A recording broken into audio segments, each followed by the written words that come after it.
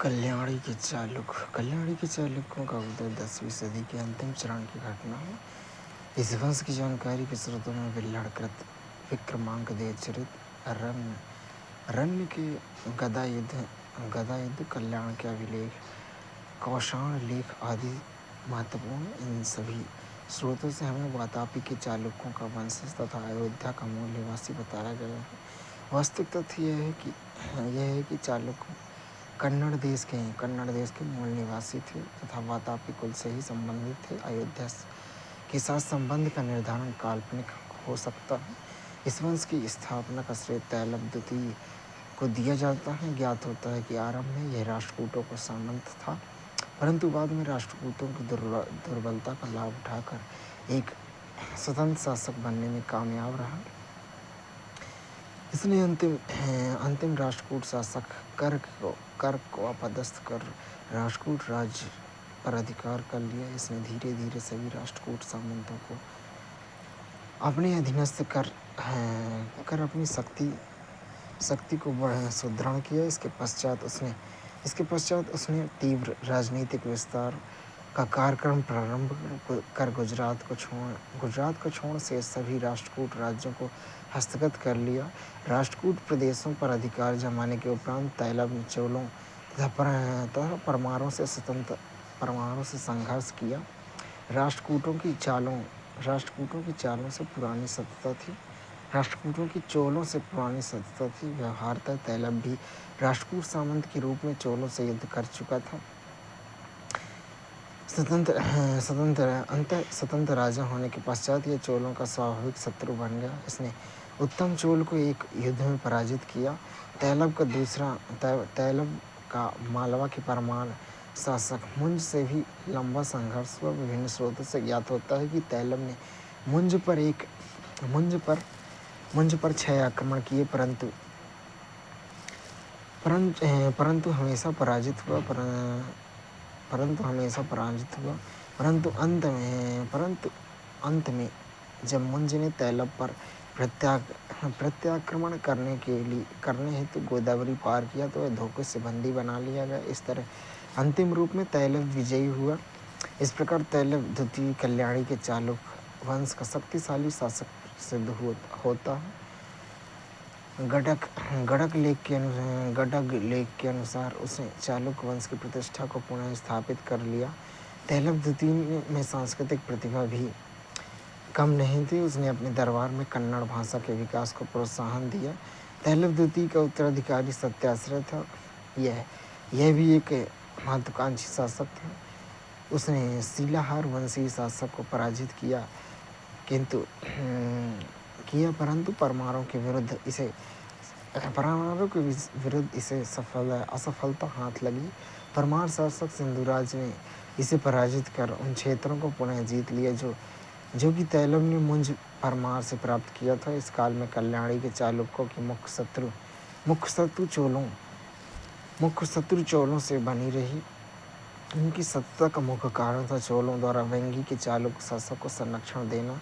1006 ईस्वी में सत्याश्रय ने चोलों के बिना परवाह किए वेंगी पर अधिकार कर लिया, परंतु उसे राजराज चोल की सेना से भयंकर पराजय झेलनी पड़ी।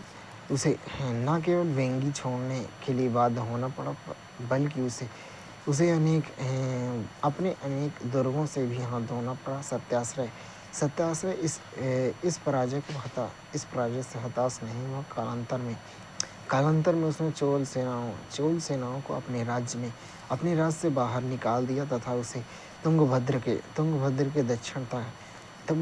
दक्षिण तक वापस धकेल दिया। उसने कर्नूल तथा गुंटूर जिले तक के प्रदेश पर पुनः अधिकार स्थापित कर लिया। सत्याश्रय के पश्चात विक्रमादित्य पंचम शासक बना, परंतु उसकी विशेष उपलब्धि का ज्ञान नहीं है। उसका अगला शासक जयसिंह द्वितीय महत्वपूर्ण था। उसने भोज परमार राज्य पर हमला करके लाट तथा कोंकण क्षेत्र पर अधिकार कर लिया। जयसिंह ने पुनः वेंगी पर आक्रमण किया, परंतु इस काल में राजेंद्र प्रथम चोल वंश का शासक था राजेंद्र चोल ने त्वरित कार्यवाही कर जयसिंह को वेंगी और उसके अपने ही राज्य में पराजित किया, परंतु चोलों की सेना तुंगभद्रा से आगे नहीं बढ़ सकी। वस्तु तुंगभद्रा को दोनों राज्य की सीमा के रूप में स्वीकार कर लिया गया। इसके पश्चात उसने चोल राज्य से संघर्ष की सूचना नहीं मिलती है। जयसिंह द्वितीय के पश्चात सोमेश्वर प्रथम शासक बना। वह एक विजेता तथा कला मर्मज्ञ था। उसके द्वारा प्रस्तुत विजयों की सूचना नांदेर लेख तथा विल्हड़ के विक्रमांक देव चरित्र से प्राप्त होती है। ज्ञात होता है कि उसके काल में चोलों से संघर्ष पुनः प्रारंभ हो गया, जो कि वेंगी के उत्तराधिकार के संघर्ष का परिणाम था। इस संपर्क का परिणाम मिला जुला रहा। अंततः वेंगी पर चोलों का प्रभाव कायम ही रहा और चालुक्यों को पुनः पराजय झेलनी पड़ी। चोल सेना ने चालुक्यों की राजधानी कल्याणी पर भी अधिकार कर लिया, उसे नष्ट कर दिया। चोल राजेंद्र द्वितीय तथा सोमेश्वर के मध्य हुए कुप्पम की लड़ाई इस संदर्भ में इतिहास प्रसिद्ध है। इसे आगे इसी मुद्दे पर दोनों के मध्य कुड़ाल संगम का भी युद्ध हुआ, जिसमें चोलों की पुनः विजय हुई। इस विजय के उपलक्ष्य में चोल शासक वीर राजेंद्र ने तुंगभद्रा नदी के तट पर अपना विजय स्तंभ स्थापित करवाया। सोमेश्वर के काल में आगे भी चोल चालुक संघर्ष जारी रहा। यद्यपि चोलों के विरुद्ध सोमेश्वर प्रथम लगभग असफल ही रहा, परंतु अन्य पहाड़ियों के विरुद्ध उसे सफलता प्राप्त हुई। विभिन्न अभिलेखों से ज्ञात होता है कि उसने प्रभावशाली परमार शासक भोज के गर्भ को चूर चूर कर दिया। नगय लेख के अनुसार धार नगरी को जला दिया तथा मांडव पर अधिकार कर लिया। सोमेश्वर ने अपने उत्तरी अभियान में गुजरात के चालुक्य शासक भीम तथा त्रिपुरी के कलचुरी शासक कर्ण को पराजित किया। इसके अतिरिक्त उसने अपनी शक्ति का प्रदर्शन विदर्भ, कौशल तथा चक्रकूट के नागवंशी शासक के विरुद्ध किया। विक्रमांक देव चरित्र के अनुसार सोमेश्वर प्रथम ने किसी असाध्य रोग से पीड़ित होकर तुंगभद्रा में डूबकर आत्महत्या कर ली।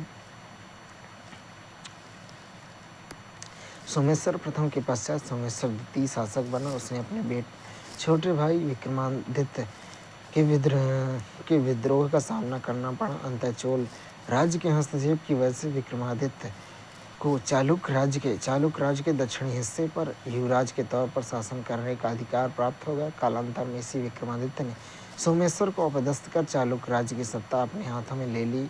इतिहास में यह विक्रमादित्य षष्ठम के नाम से जाना जाता है। विक्रमादित्य षष्ठम चालुक्य वंश के योग्य शासकों में से एक सिद्ध हुआ। यह जहाँ धुरंधर साम्राज्य निर्माता था, वहीं कोमल कला मर्मज्ञ भी था। विक्रमादित्य के विजयों का विवरण सिद्ध लेख तथा राजसबाग के लेख से प्राप्त होता है। इसके अलावा इसके दरबारी कवि कश्मीरी लेखक विरचित विक्रमांक देव चरित्र से भी महत्वपूर्ण सूचना प्राप्त होती है। इसके शासनकाल की सबसे बड़ी बात रही चोल चालुक संघर्ष विराम। चंद्रगुप्त ने इसके अलावा अन्य मोर्चे पर संघर्ष जारी रखा। इसने होयसलों द्वारा स्वतंत्र होने की चेष्टा को कुचल दिया तथा इसके नेता को राज्य से बाहर निकाल दिया। इसने मालवा के परमारों के विरुद्ध भी अभियान किया। इस समय मालवा का शासक उदयादित्य था। रामबाग लेख के अनुसार विक्रमादित्य ने उदयादित्य की शक्ति का विनाश कर डाला, धार नगरी को पुनः जला दिया। इसके अलावा कोंकण करहाटक के शिलाहार, नासिक के यादव तथा अनुमकोंड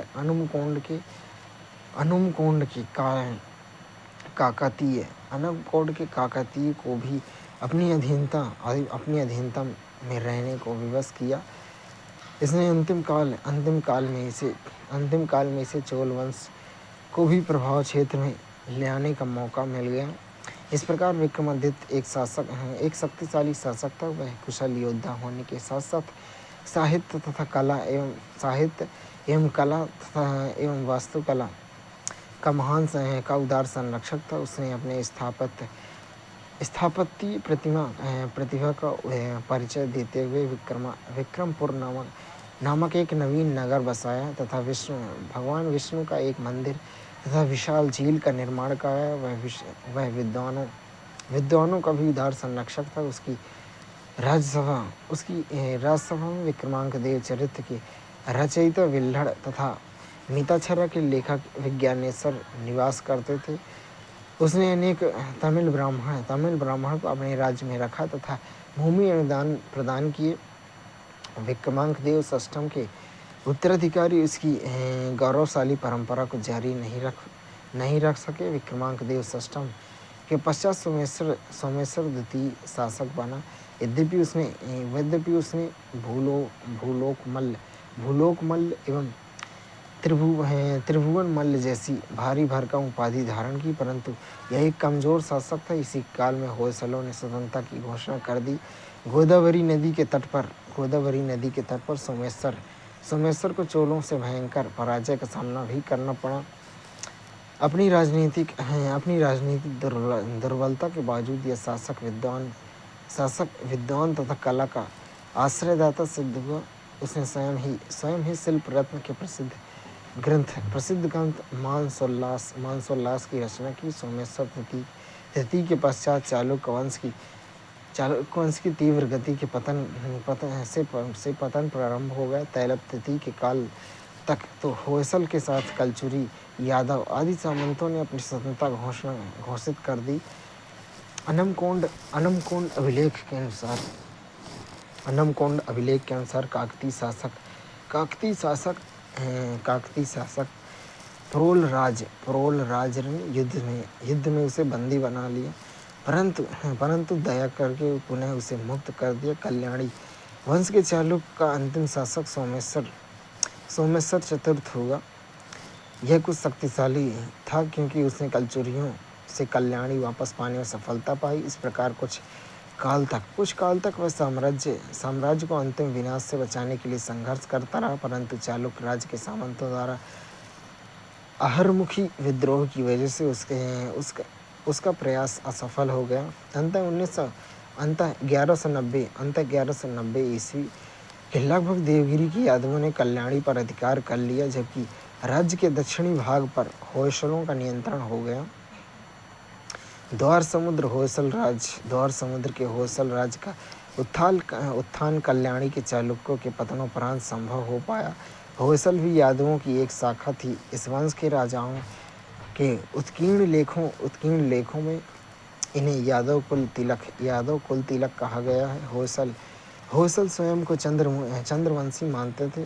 प्रारंभ में होयसल गड्डवाड़ी के पश्चिम में चालुक्य नरेशों के सामंत के रूप में शासन करते थे। इसका राज्य चोलों और चालुक्यों के मध्य स्थित था। 11वीं सदी के मध्य में इस वंश के विनयदित्य तथा उसके पुत्र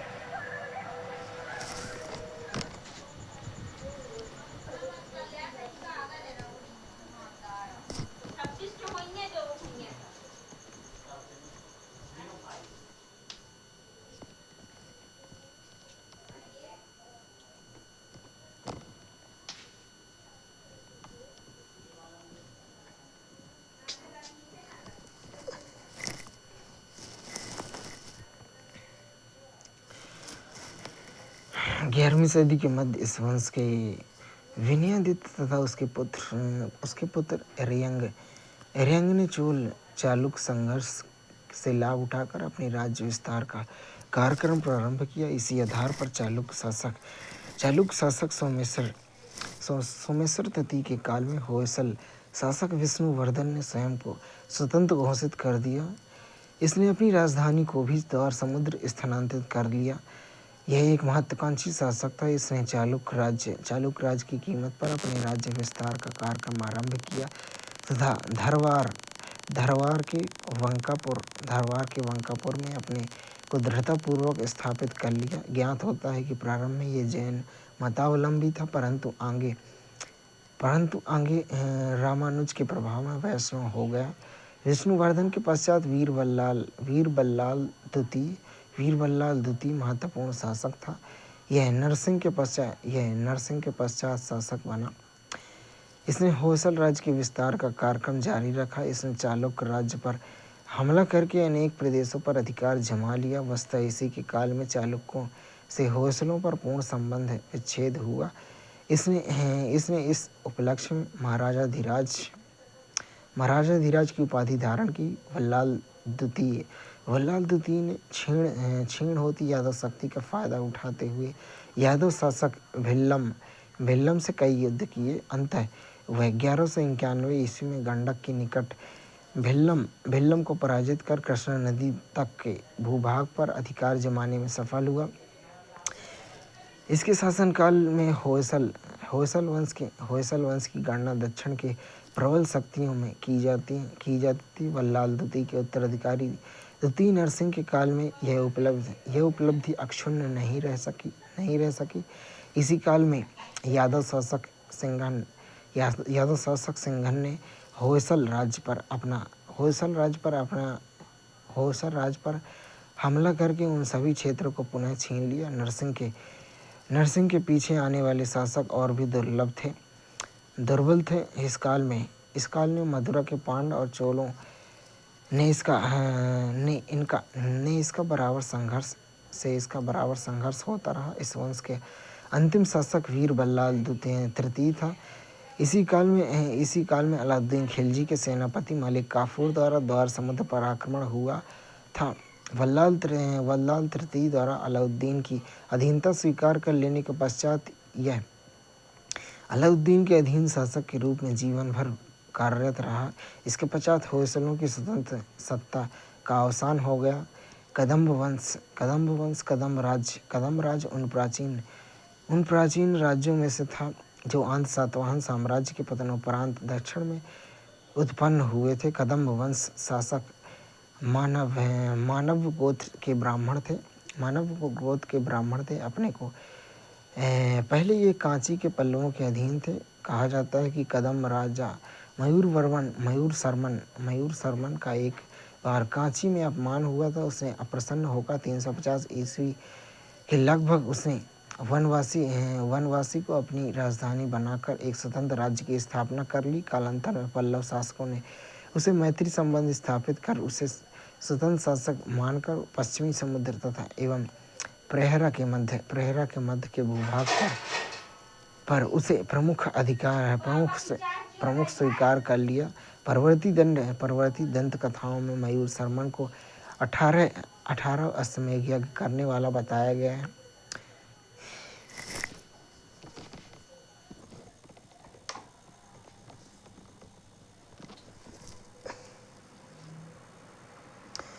कदम वंश के अगले शासक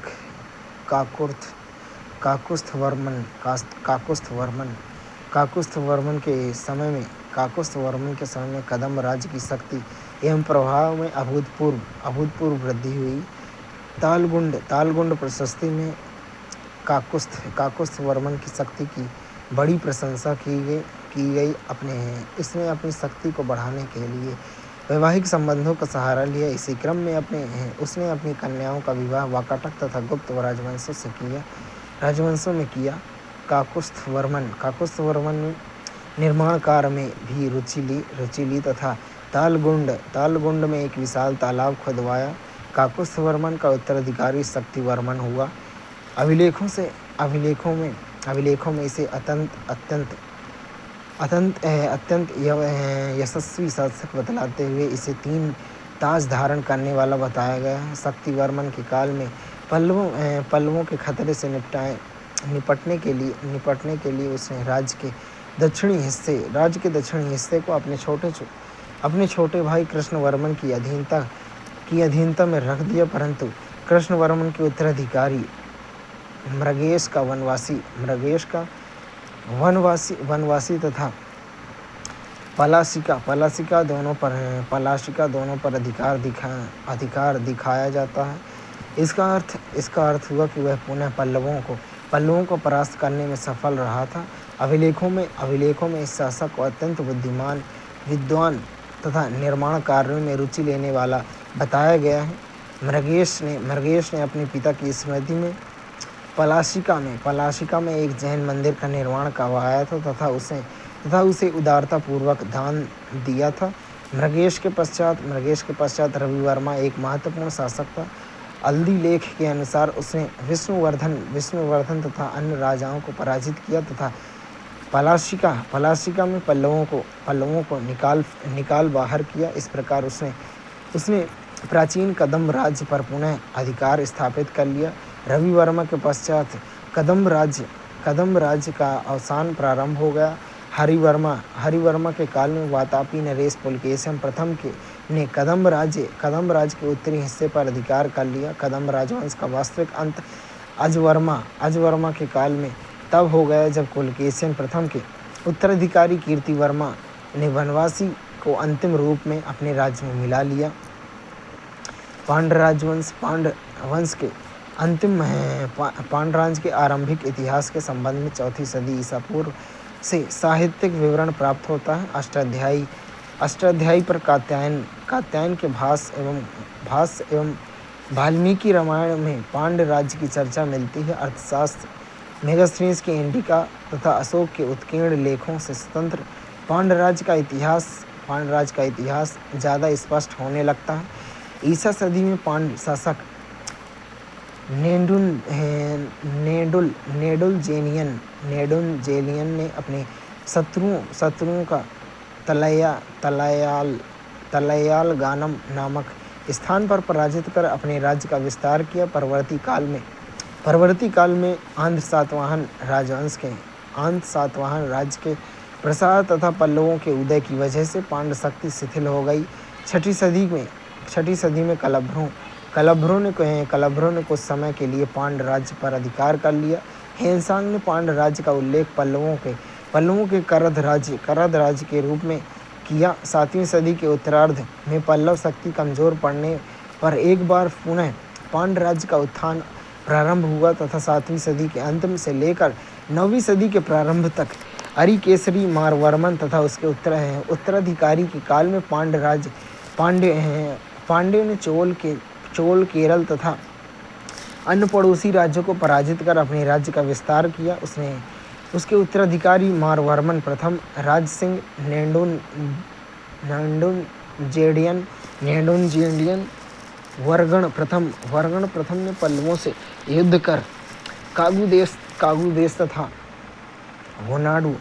वेनाडु पर अधिकार कर लिया, परंतु पांड्यों का यह विजय अभियान ज़्यादा दिन तक नहीं चल सका, क्योंकि अंतिम शक्तिशाली पल्लव शासक अपराजित वर्मन ने तथा पुनः पारंतक चोल ने पांड्यों को बुरी तरह से पराजित कर मथुरा पर अधिकार कर लिया। इसके पश्चात काफ़ी समय तक पांड्य शक्ति पल्लव तथा चोलों के मध्य मोहरे के रूप में कार्यरत रही।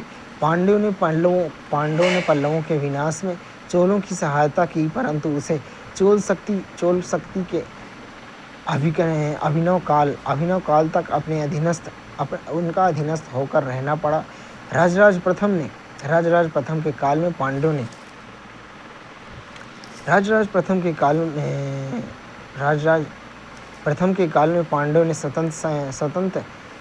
स्वतंत्र होने की चेष्टा की, परंतु पराजित हुए। राजेंद्र चोल के समय पांड्यों के दूसरे विद्रोह ने उसकी स्थिति और खराब कर दी, क्योंकि राजेंद्र चोल ने पांड्य राज्य को पूरी तरह जीतकर वहां अपने पुत्र को प्रांतपति के रूप में नियुक्त कर दिया। इसके बावजूद पांड्यों का अस्तित्व समाप्त हुआ।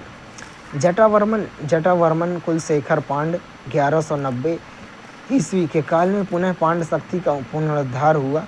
इसका आंशिक कारण था चोल शक्ति की प्रचंडता का कम होना। जटावर्मन के पश्चात मारवर्मन सुंदर पांड्य प्रथम के काल में पांड्य शक्ति का काफ़ी विकास हुआ। इसने चोलों के चोलों के रायपुर तथा तंजावुर को छीन लिया, परंतु होयसलों के हस्तक्षेप के कारण यह चोल राज्य में और आगे नहीं बढ़ सका। पांड्य शक्ति का चरम उत्कर्ष जटावर्मन सुंदर पांड्य के काल में हुआ। इसने पूर्णतः चोलों का उन्मूलन करके कांची पर अधिकार कर लिया। उसने दूसरे युद्ध में होयसल, काकतीय तथा पल्लव सामंतों को पराजित कर पूरे दक्षिण में अपनी सत्ता का लोहा मनवाया। इन विजयों के उपलक्ष्य में उसने अनेक यज्ञ किए तथा महाराजा धीराज श्री परमेश्वर की उपाधि धारण किया। उनका पुत्र मारवर्मन कुलशेखर भी यशस्वी शासक था। उसने मलयनाडु तथा सिंघल पर आक्रमण किया। इसी काल में मार्को पोलो ने दक्षिण भारत की यात्रा की। मार्को पोलो पांड्य राज्य की समृद्धि का विस्तार से वर्णन करता है। कुलशेखर पांड्य के पश्चात पांड्य राज्य का पतन होने लगा। कुलशेखर के 2 पुत्रों यथा सुंदर तथा वीर पांड्य के मध्य छिड़े गृह युद्ध ने स्थिति और अराजक बना दी। इसी गृह युद्ध के दौरान 1310 ईस्वी में उत्तर के सुल्तान अलाउद्दीन खिलजी के सेनानायक मलिक काफूर ने पांड्य पर हमला कर दिया। दोनों भाई पांड्य राज्य की जनता को असहाय छोड़कर सुदूर दक्षिण के क्षेत्र में पलायन कर गए। मलिक काफूर ने पांड्य राज्य को जमकर लूटा तथा वहाँ के मंदिरों को ध्वस्त कर दिया। इस स्थिति से लाभ उठाकर चेर तथा काकतीय राज्य स्वतंत्र हो गए। इसके पश्चात पांड्यों की स्वतंत्र सत्ता का पराभव हो गया। पल्लव और चालुक्य, ऐसा माना जाता है कि 500 ईस्वी तक भारतीय इतिहास का केंद्र बिंदु उत्तर भारत रहा था। इस काल में महान गुप्त शासकों एवं उनके उत्तराधिकारियों ने न केवल एक विस्तृत भूभाग अपने अधीन लाया, बल्कि एक सक्षम प्रशासन की भी स्थापना की। परंतु 500 ईस्वी से 750 ईस्वी के बीच महत्वपूर्ण राजनीतिक गतिविधियों का केंद्र बिंदु नर्मदा के दक्षिण का क्षेत्र हो गया। यहाँ नर्मदा के दक्षिण का आशय केवल महाराष्ट्र क्षेत्र बल्कि सुदूर दक्षिण के तमिलनाडु का क्षेत्र भी है। इस काल में राजनीतिक गतिविधियों के साथ सांस्कृतिक गतिविधियाँ भी अत्यंत महत्वपूर्ण रही। इस काल में सुदूर दक्षिण में उत्तर के तत्वों के साथ सम्मिश्रण के परिणाम स्वरूप स्वतंत्र तमिल व्यक्तित्व का विकास हुआ। उसी प्रकार महाराष्ट्र क्षेत्र ने उत्तर और दक्षिण के बीच सांस्कृतिक आदान प्रदान में सेतु का कार्य किया। इस काल में चालुक्य एवं पल्लव राजवंशों के अधीन दक्षिण भारत में 2 साम्राज्य अस्तित्व में आए। ईसा की 6वीं सदी के मध्य से लेकर 8वीं सदी के मध्य तक दक्षिण पथ पर चालुक्य वंश की जिस शाखा का आधिपत्य रहा उसका उत्कर्ष स्थल बादामी या वातापी होने के कारण उसे बादामी अथवा वातापी का चालुक्य कहा जाता है। महाराष्ट्र क्षेत्र में वाकाटकों के पतन के पश्चात चालुक्य शक्ति का उत्कर्ष हुआ। आरंभ में इसका केंद्र वातापी, ऐहोल एवं और आसपास के क्षेत्रों में था। फिर उसने उत्तर की तरफ नासिक में अपना विस्तार किया। चालुक्यों के उद्भव और शासन की जानकारी में के निम्नलिखित महत्वपूर्ण स्रोत हैं, जैसे पुलकेशिन द्वितीय का ऐहोल अभिलेख, बादामी का शिलालेख, महाकूट का लेख तथा हैदराबाद दान पत्राभिलेख। इसके अलावा हेनसांग के यात्रा वृत्तांत से भी हमें चालुक्य शासन पर प्रकाश पड़ता है। चालुक्य वंश का संस्थापक पुलकेशिन प्रथम नामक व्यक्ति था। महाकूट लेख में इससे भी पहले के 2 शासक का नाम मिलता है, जैसे जयसिंह और रणराग, परंतु दोनों के बारे में कुछ खास ज्ञात नहीं है। ऐसा प्रतीत होता है कि चालुक्य के पूर्वज कदम्बों के अंतर्गत बादामी क्षेत्र में शासन करते थे। पुलकेशिन प्रथम रणराग का पुत्र था। उसने वातापी के आसपास के क्षेत्रों को जीता। वातापी में एक सुदृढ़ दुर्ग का निर्माण कर उसे अपनी राजधानी बनाया। उसने अपनी शक्ति के प्रदर्शन के लिए अश्वमेध यज्ञ किए। श्री पृथ्वी वल्लभ सत्याश्रय एवं रण विक्रम जैसी उपाधियों को ग्रहण किया। महाकूट अभिलेख में उनकी तुलना विष्णु से करते हुए उसे वृद्धों की राय मानने तथा ब्राह्मणों का आदर करने वाला बताया गया। संभवतः उसने 535 ईस्वी से 566 ईस्वी तक शासन किया। कीर्तिवर्मन प्रथम उत्तराधिकारी था। उसने पैतृक साम्राज्य को और ज़्यादा फैलाया। ऐहोल अभिलेख से ज्ञात होता है कि उसकी राजधानी बनवासी के कदम्ब, कोंकण के मौर्य तथा बेल्लारी कुर्नूल क्षेत्र के नलवंशी शासकों को पराजित कर उसने राज्यों को जीत लिया। कीर्तिवर्मन की मृत्यु के समय उसका पुत्र पुलकेशन द्वितीय अल्पवयस्क था। अंततः उसका भाई मंगलेश गद्दी पर बैठा। वह एक महत्वाकांक्षी शासक था। उसने भी विस्तार की नीति जारी रखी। उसने नेलूर अभिलेख तथा महाकूट स्तंभ लेख से ज्ञात होता है कि उसने कलचुरी शासक वृद्धराज को पराजित किया। मंगलेश वैष्णव धर्मानुयायी था तथा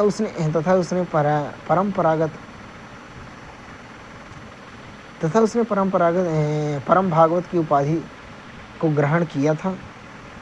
चालुक्य वंश के सबसे शक्तिशाली सबसे प्रतापी शासक पुलकेशन द्वितीय था। वह कीर्तिवर्मन प्रथम का पुत्र था तथा अपने चाचा मंगलेश की हत्या एक गृह युद्ध में करके 609 से 10 में गद्दी पर बैठा। तो पुलकेशन द्वितीय की उपलब्धि का विवरण उसके ऐहोल अभिलेख से प्राप्त होती है।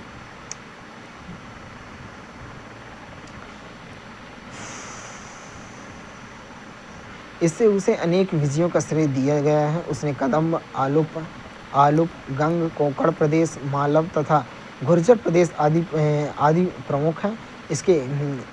उसके जीवन में तीन युद्ध अत्यंत महत्वपूर्ण स्थान हैं। प्रथम युद्ध पल्लव नरेश महेंद्र वर्मन प्रथम से हुआ था, जिसमें उसे भारी सफलता मिली। माना जाता है कि इसी युद्ध से पल्लव चालुक्य संघर्ष का जन्म हुआ। दूसरा युद्ध उत्तरी भारत के शासक हर्षवर्धन से नर्मदा के तट पर हुआ था। इस युद्ध में संभवतः हर्ष की पराजय हुई, परंतु किसी भी पक्ष को किसी भूभाग से हाथ नहीं जोड़ा होना था।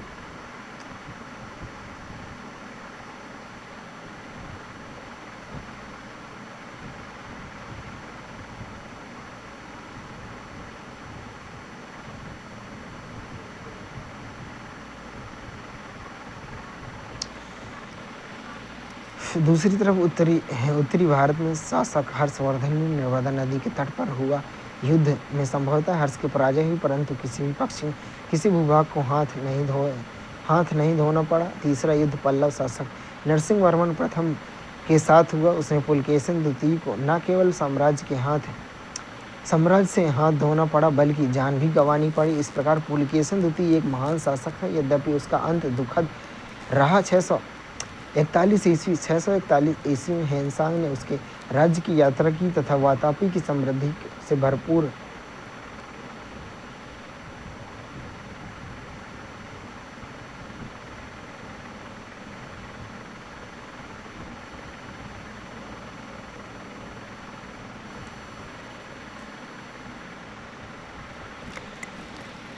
विक्रमादित्य चतुर्थ 733 से 747 चालुक्य वंश का सबसे महत्वपूर्ण शासक था।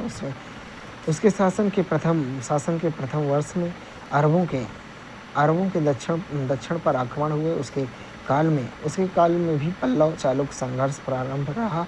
उसने कांची पर विजय प्राप्त की तथा कांची कोंड की उपाधि ग्रहण की। उसके विजयों के अतिरिक्त उसने निर्माण कार्य में भी अपनी रुचि जाहिर की। उसकी दो महारानियां लोक महादेवी और त्रिलोक महादेवी को लोकेश्वर तथा त्रैलोकेश्वर नाम के मंदिर निर्माण का श्रेय दिया जाता है। कीर्तिवर्मन चालुक्य वंश का अंतिम शासक था। इसी काल में राष्ट्रकूट शासक दंती दुर्ग ने चालुक्य राज्य का अंत कर दिया।